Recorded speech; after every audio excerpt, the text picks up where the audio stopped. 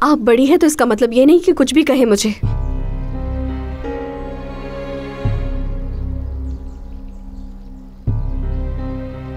क्या बात है, आपको लगता है बाबा पुरानी सोच के हैं? क्या मतलब?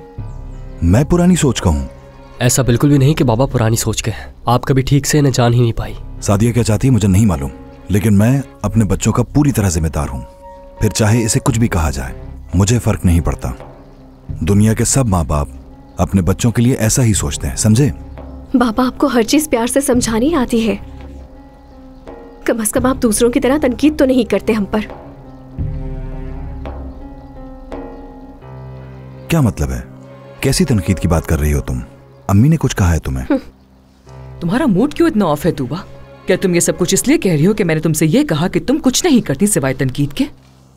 सादिया, अगर तूबा कोई काम नहीं करती तो इसमें क्या मसला है? ठीक है, फिलहाल जॉब नहीं है, कोई बात नहीं, लेकिन इसे जल्द मसरूफ हो जाना चाहिए करीम।